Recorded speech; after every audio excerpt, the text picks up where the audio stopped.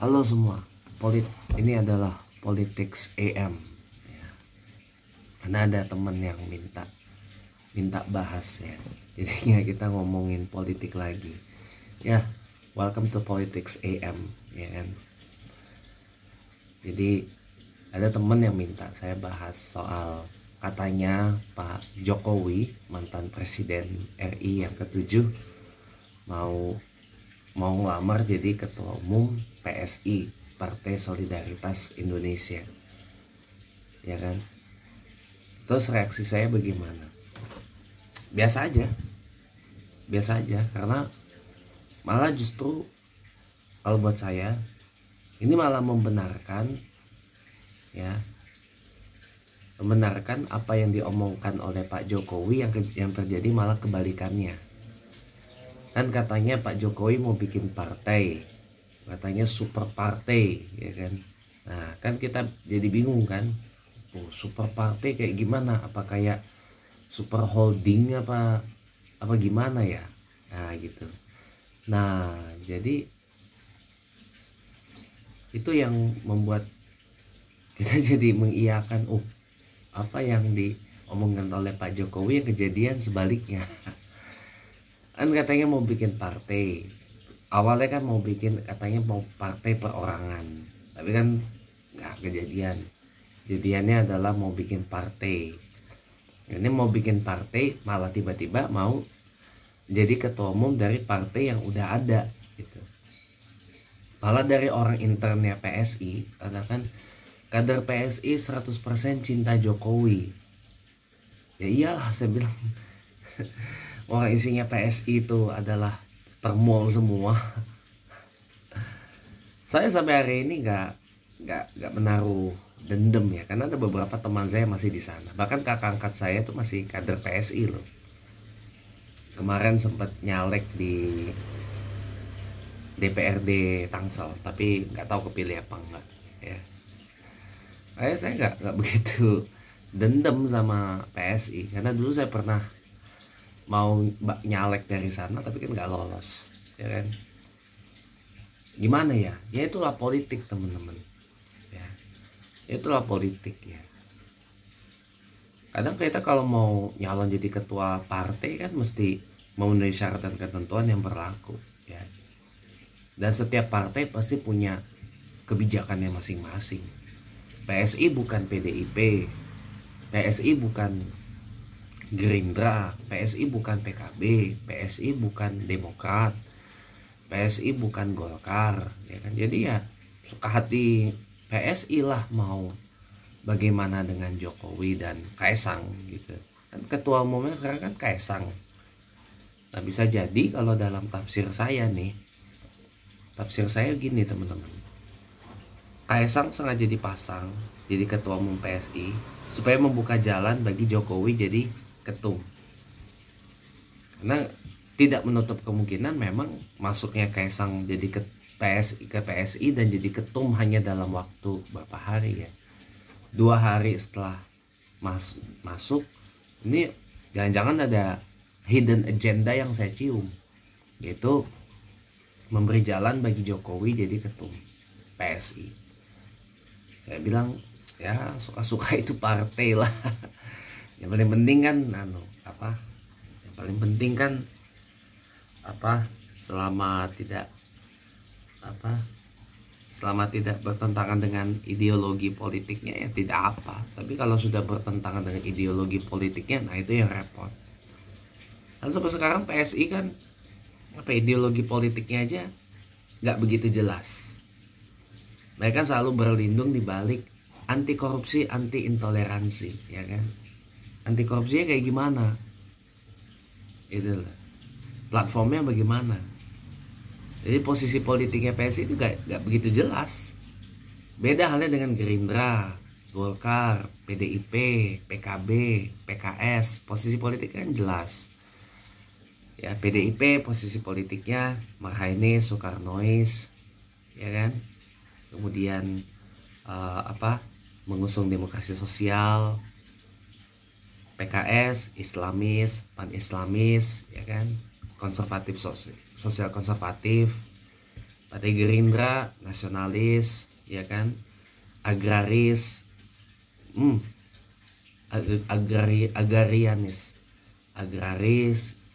agrarianis ya. Terus militeristik ya, militeris. Partai Gerindra itu militeris. Ya, militeris dan sebagainya. Golkar korporasionis, ya kan, korporasionis, kolegialis dan sebagainya. Itu kan posisi politik yang jelas gitu. Nah kalau PSI apa gitu.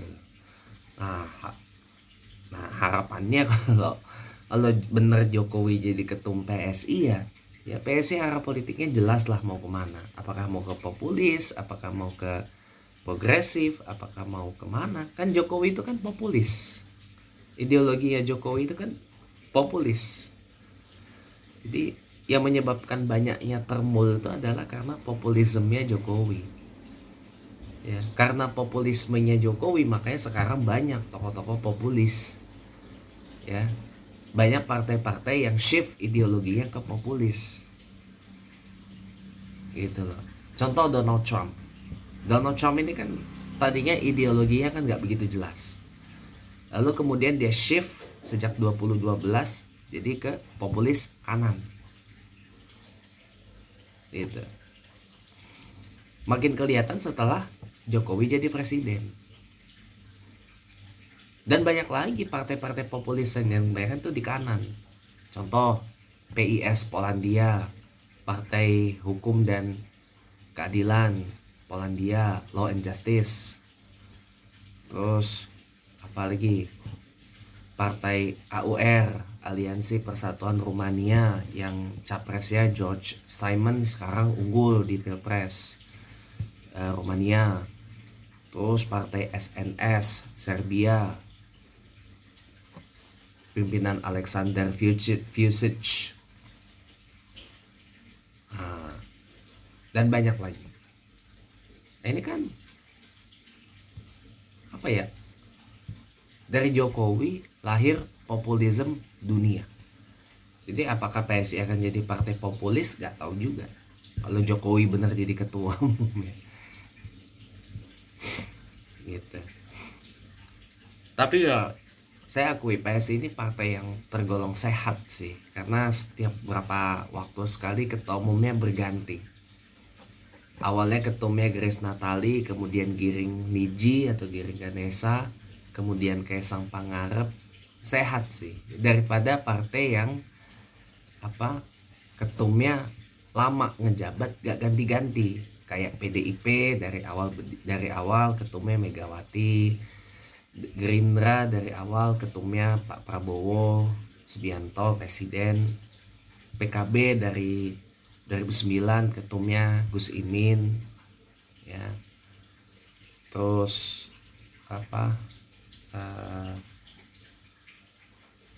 banyak ya. PSI itu partai sehat loh, yang pimpinannya berganti. Terus PKS juga begitu, dia nggak lama. Dari zaman Hilmi Aminuddin, Hidayat Nur Wahid, terus Anies Mata belum pernah jadi ketum presiden PKS. Lutfi Hasan Ishak ya, yang kesandung korupsi itu. Terus Anies Mata pernah nggak ya jadi presiden PKS? Saya nggak tahu deh. Sebelum pecah. Sohibul Iman, sekarang Ahmad Syekhu ya. Banyak ya. Itu sehat loh. Jadi masalah Jokowi mau ke PSI sih ya itu urusannya beliau gitu loh. Yang jelas kalau Jokowi itu ke PSI, mungkin itu akan jadi partai populis mungkin ya, Big Ten Populist Party yang nggak melihat spektrum kiri atau spektrum kanan ya. Nggak seperti PDIP yang kiri, nggak seperti Gerindra, PKS, P3 yang ke kanan gitu, nggak seperti Golkar yang ke kanan. Kalau saya gitu lihatnya. Nah, apakah dengan Jokowi jadi ketum PSI, apakah bisa mendongkrak suara PSI di 2029?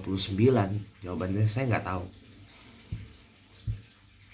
Ya, karena gini, saya bikin video ini mungkin paling tidak setengah jam lah ya, paling tidak. Karena gini, sekarang politik Indonesia terbelah menjadi banyak kubu. Dan ini tergabung dalam 3 kubu besar. Mereka yang termul, ternak Mulyono, mereka yang di tengah-tengah, in between termul dengan yang tidak, dan mereka yang tidak termul, atau mereka yang anti Jokowi. Nah, mereka yang anti Jokowi ini kepecah juga. Ada yang gak cuma anak abah pendukung Anies, atau ternak banteng yang loyal PDIP atau simpatisan PDIP. Tapi ada juga yang pendukung Prabowo tulen. Satu pernah saya ciduk tuh di TikTok. Ya, kata dia pendukung Prabowo sejati dari 2014 sampai saat ini.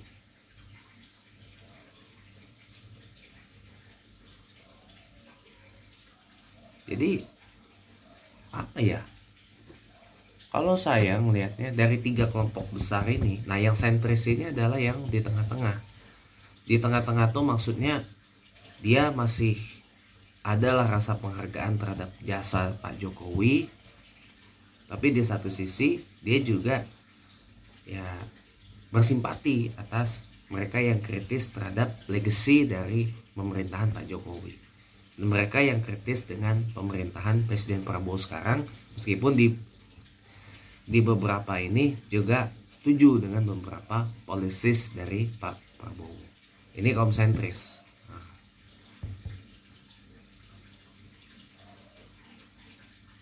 Gitu. Jadi terbelah menjadi 3 kubu besar. Nah, petanya gini. Ini prediksi ya. 2029 masih 4 tahun lagi. Kelompok yang tidak termul, mereka akan memilih partai yang tidak ke arah termul. Contoh PDIP dan PKS. Ujungnya pasti kedua ini. Kalau nggak PDIP, PKS. Atau nggak ke partai yang kayak Partai Umat, ya, Partai Umat misalnya. Ya, paling 3 ini. Kalau nggak PDIP, PKS, Partai Umat. Ya.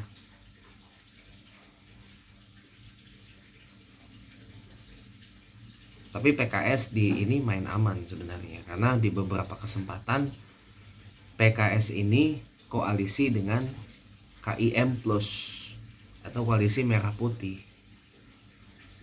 Gak usah jauh-jauh, di Jakarta PKS koalisi dengan KIM Plus yang usung Ridwan Kamil, kalah kan.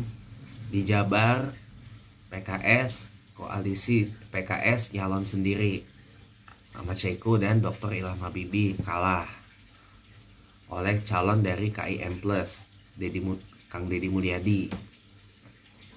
Gitu.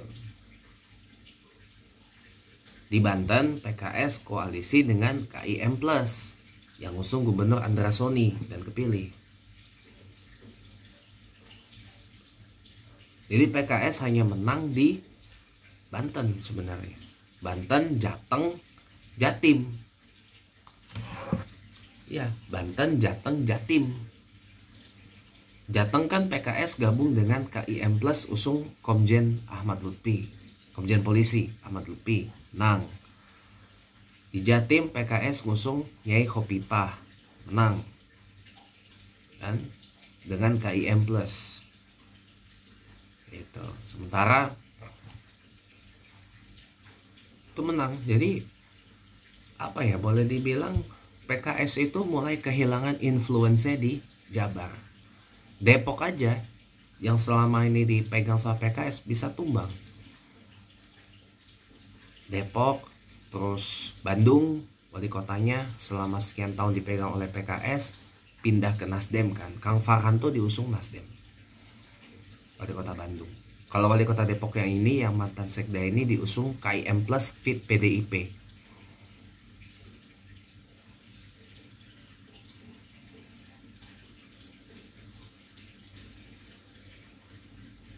Jadi memang peta politiknya udah berubah. Di Banten aja, di Banten ya, dinasti Atut yang selama ini dipayungin sama Golkar tumbang.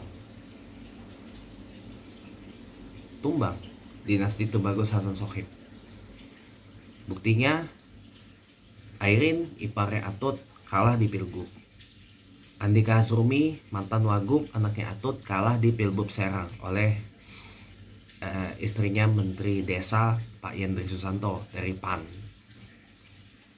Terus ada lagi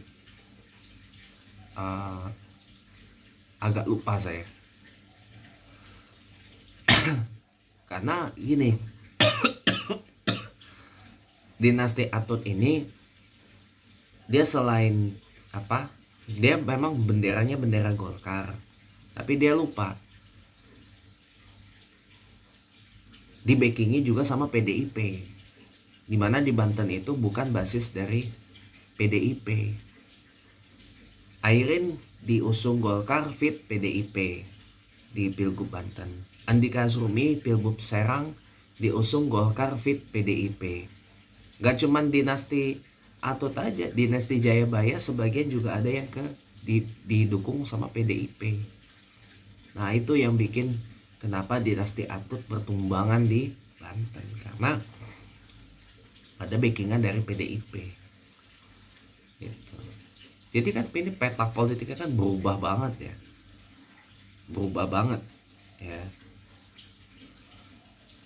PDIP yang selama ini jadi kingmaker di beberapa daerah malah justru jadi supporter. Contoh di Aceh, Gubernur Muzakir Manaf itu kan diusung oleh gabungan KIM plus fit PDIP. Di Jambi, Gubernur Al-Haris ya kan diusung gabungan KIM plus dan PDIP. Di Sumsel nyalonin mantan kader yang jadi kader Gerindra Pak Edi Santana Putra berpasangan dengan kader PDIP Rizky Aprilia. Ya kalau di Sumsel main duit. Di Lampung PDIP nyalonin kader Golkar Pak Rinal Junaidi gubernur petahana, kalah oleh Yai Mirza Jausal ya, yang diusung gabungan KIM plus dan yang diusung KIM plus ya. Nah yang lebih seru lagi sebenarnya di Pilgub Sulut Sulawesi Utara itu perolehan suaranya beda-beda tipis. Gubernur yang kepilih Julius Selvanus Lumba Akomaling ya, dia itu kan cuma dapat 34% suaranya, diusung sama KIM plus kecuali Demokrat, karena Demokrat usung siapa itu, Pak Eli Lasut, mantan Bupati Talaut ya kalau nggak salah. Ya mantan Bupati Talaut. Itu cuma dapat 31, gede persen. Nah yang terakhir dari PDIP Pak Stephen Kando Wagub Sulut waktu itu cuma dapat 30, itu juga 31% tapi koma kecil. Jadi beda tipis suaranya, cuma beda 3% gitu loh. Ini kan berarti Sulut ini menunjukkan fragmentasi politik yang tajam banget antara internal KIM plus dengan PDIP. Suara di Sulut itu pengaruh loh, pengaruh. Suara di Sulawesi Utara itu pengaruh banget. Ya itu ini gambaran nih. Ini jangan-jangan ada fragmentasi nih. Ada di dalam KIM plus ini ada rift gitu. Kenapa kok bisa? Karena 3 calon ini punya nama. Yang satu lama karir di TNI, yang satu mantan bupati, yang satu wagub petahana. Orang Sulut kenal semua, jadinya mereka pecah suaranya. Nah beda dengan Jakarta. Kalau Jakarta kan karena efek Bang Dul, Karno jualan Betawi kan. Jadi ya kenapa bisa menang telak 50,07%, landslide loh, landslide dibandingkan Ridwan Kamil Suswono, Dharma Pongrekun Kunwardana, itu landslide loh kalau cuma satu putaran. 50,07%, dan hampir semua penghitungan itu juga mengunggulkan ini.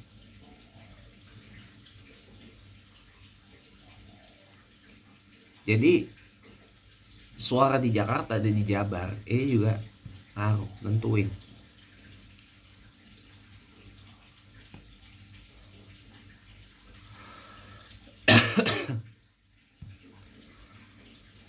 Nah, menjelang 2029, nah ini kan kembali lagi nih, Jokowi jadi ketum PSI.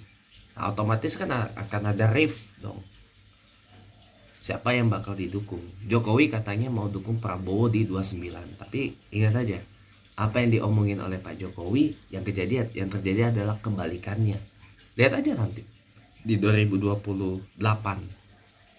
Lihat aja nanti 2028 atau 2027. Lihat aja nanti. Pasti yang kejadian adalah Jokowi tidak dukung Prabowo. Pasti kalau nggak dukung Gibran, dukung Kaisang. Ya kan? Paling sih dukungnya Gibran. Kan muncul Gibran next president dan seterusnya. Nah, berarti Prabowo akan dapat lawan sengit. Gitu. Nah, berarti kalau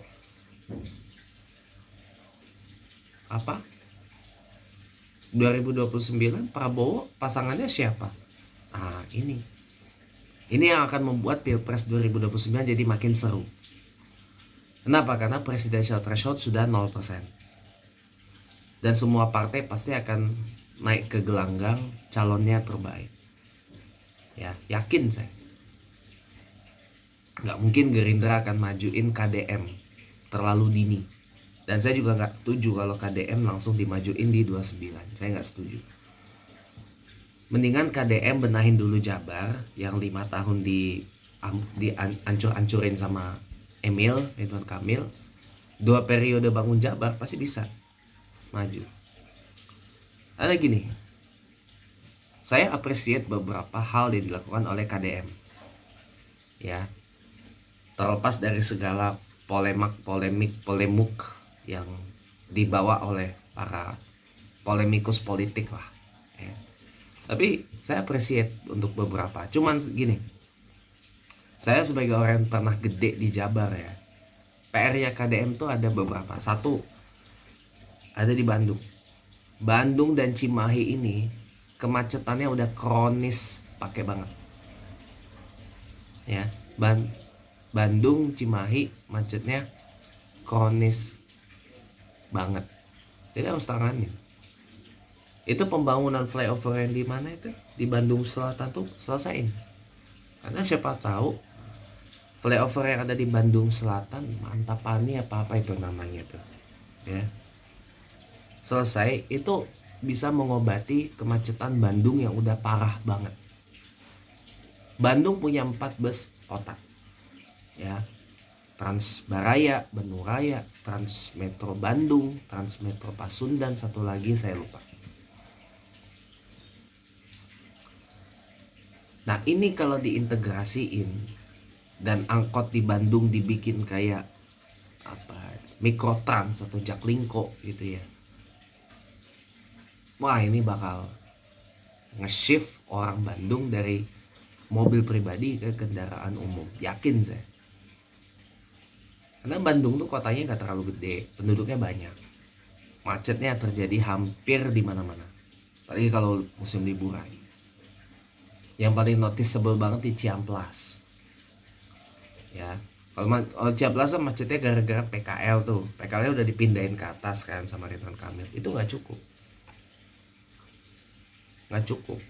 Masalah Bandung lagi adalah rawan longsor, terutama daerah Dago. Ya. Jadi Bandung ini persoalannya udah kronis, teman-teman. Udah very kronis. Macet, banjir, beberapa tempat longsor, overpopulasi, dan ini kalau nggak banjir juga, banjir di pinggir-pinggir daerah Gede Bage dan sekitarnya. Ini kalau ditangani sama KDM, koordinasi sama Pemkot Bandung, wah keren. Dan trust saya terhadap KDM bisa tinggi. Kemarin saya appreciate nanganin banjir di Bekasi, ya kan? Katanya niat mau keruk Sungai Citarum yang diwacanakan mau dibikin cantik oleh Kang Emil, tapi nggak jadi, ya kan? Nah, sekarang tinggal realisasi di bawah KDM ini. Citarum mau diapain, semua nanti di bawah KDM. Ya saya apresiasi beliau mau turun ke sungai apa segala macam, tapi mudah-mudahan tidak hanya berhenti di situ. Ya, 1 PR di Bandung, 2 PR di Bekasi, banjir, macet. 3 PR di mana lagi? Di Depok. Depok apa penyakit kronisnya? Macet, sampah, terus apa tuh? Banyak. Daerah Priangan Timur banyak yang masih tertinggal. Makanya kan mau dibikin reaktivasi jalur kereta api sampai ke Pangandaran. Itu kan buat bangun daerah Priangan Timur yang selama ini nggak terlalu diperhatiin. Ya, padahal daerah Priangan Timur kalau dibagusin itu bakal jadi top markotop, jeep marko jeep. Gitu loh. Orang masih suka ke Pantai Pangandaran, orang masih suka ke mana gitu. Kalau naik kereta api kan akan jeep marko jeep gitu loh.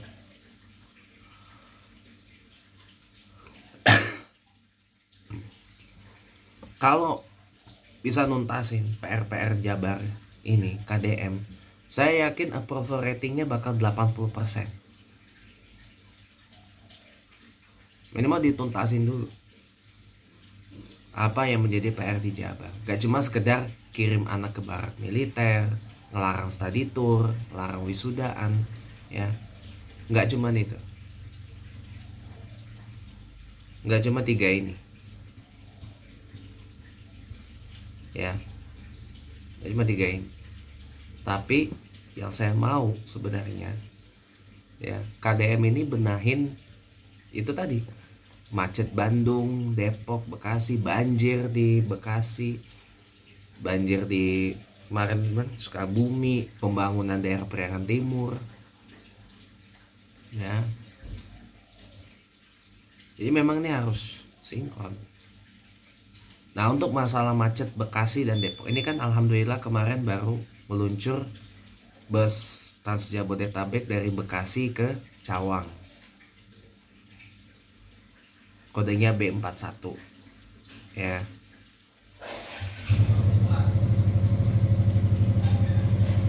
Kodenya B41, ya.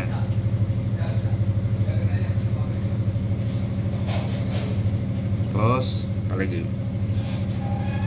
Dia mau meluncur lagi. Terutama gini deh ya, apa, Transjakarta tuh harus masuk ini ya, gini ya, apa, soalnya Depok dan Bekasi ini kan masuknya masih Jabar ya. Kalau mau dianuin sama Jakarta, ya,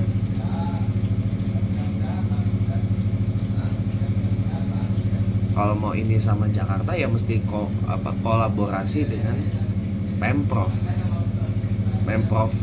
Jakarta. KDM dengan Maspra mesti integrasi. Misalkan angkot Jakarta, Jaklingko, Mikrotrans boleh masuk Depok, kena 0 rupiah. Wah, itu akan bikin orang Depok seneng, terutama yang tinggal di daerah-daerah kayak Margonda, Sawangan, ya, Sawangan nggak? Sawangan nggak berbatasan dengan Jakarta, tapi dia batasannya dengan Tangsel. Ya, yang berbatasan dengan Jakarta tuh Margonda tuh. Itu akan ngebantu banget. Kalau perlu jangan Jaklingko, Jabodetabek Lingko. Jadi Mikrotrans Jabodetabek, angkot yang ada di Tangsel, di Bekasi, di Depok diintegrasiin pakai sistemnya Jaklingko. Tarifnya dibikin Rp0, sopirnya digaji tiap bulan. Orang seneng, happy, naik angkot jadinya. Dan mau nggak mau harus ada Trans Jabodetabek yang rutenya menjangkau daerah-daerah selama ini masih isolate, kayak Parung, Bojongsari, mana lagi, Sawangan tuh sampai saat ini belum kesentuh. Sawangan, ujungnya Bekasi, Kalimalang dan seterusnya itu harus dibikin. Nah, harapan saya KDM mau gitu loh, bekerja sama dengan Mas Pram, Gubernur Jakarta, agar warga Jabar yang tiap hari commute ke Jakarta, terutama di Bogor, Depok, Bekasi, bisa happy gitu loh. Bogor kota, Bogor kabupaten gitu kan. Terutama di Bogor kabupaten yang angkotnya ngarah ke Jakarta, ngarah ke Bekasi, atau ngarah ke Tangsel. Contoh Parung Panjang, Cikarang maksudnya Kabupaten Bekasi ya. Lupa saya. Cibinong maksudnya Bogor. Cibinong, Bogor. Ya. Cibinong, Bogor, teman-teman. Bisa tuh dibikin kayak gitu. Tuh kalau KDM bagus, insya Allah saya bilang, jangankan untuk 2029, untuk 2034 bisa. Tapi kalau 2029 jangan dulu lah, mending maju Jabar periode yang kedua, insya Allah makin oke gitu loh. Kemarin waktu 2018 sebenarnya ada loh peluang beliau kepilih, cuma dipasang sebagai calon wagub dampingin Deddy Mizwar. Ya kader, kalah sama Ridwan Kamil yang waktu itu populer juga. Pilgub Jabar 2018 itu baik Ridwan Kamil sama Deddy Mulyadi lagi di puncak popularitasnya loh. Ridwan Kamil prestasinya mentereng sebagai wali kota Bandung, ya kan, kepilih jadi gubernur Jabar karena popularitas tinggi. Deddy Mulyadi 2 periode jadi bupati Purwakarta, popularitasnya nggak kalah tinggi dari Ridwan Kamil, malah justru dipasang jadi cawagup.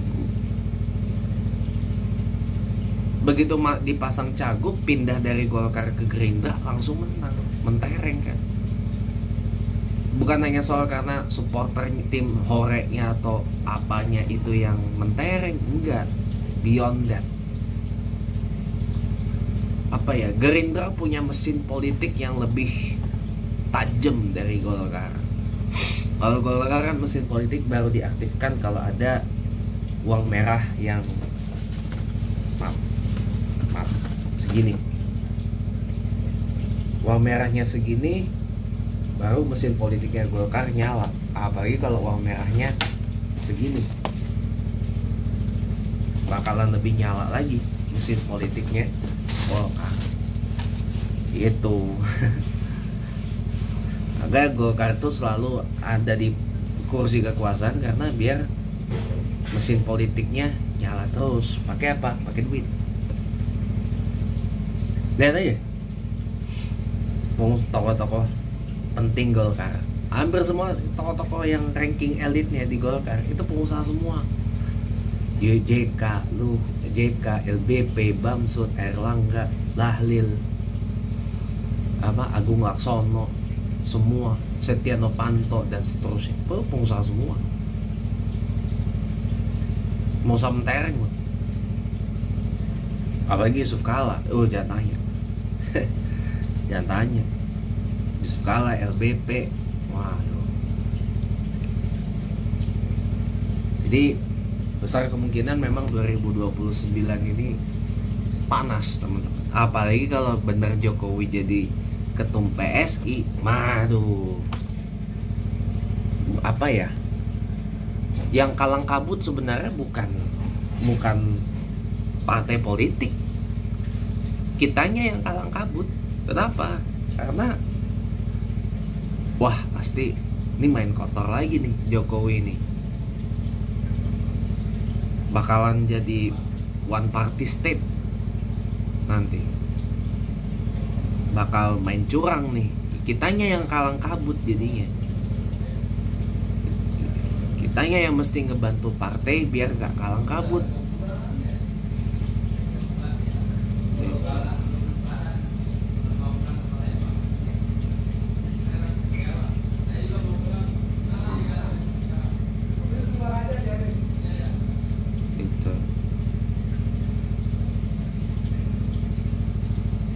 Itu kawan. Jadi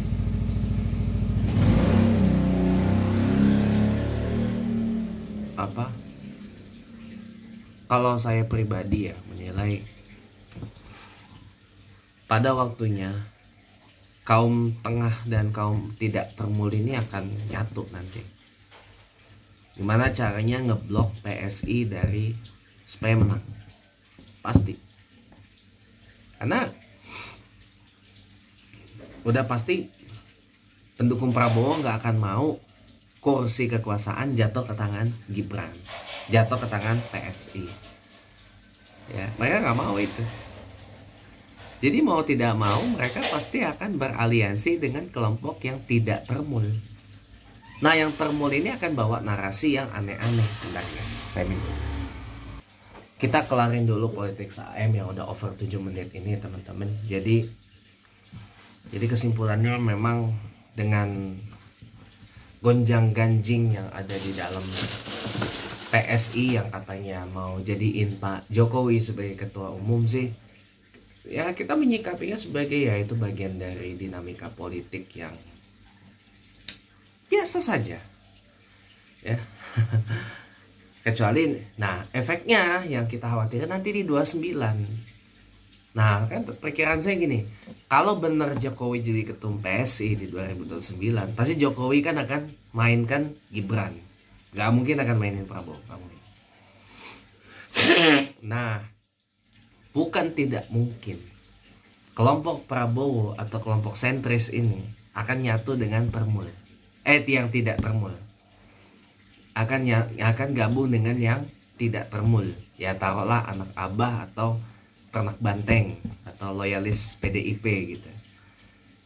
Dan yang pasti termul ini akan mainkan narasi hujatan ke Prabowo, hujatan ke Anies, hujatan ke Megawati, ke PDIP apa segala macam. Gitu. Nah hujatan ini baru akan reda kalau yang tidak termul ini mainkan satu compromise candidate. Gitu. Memainkan satu kandidat kompromi.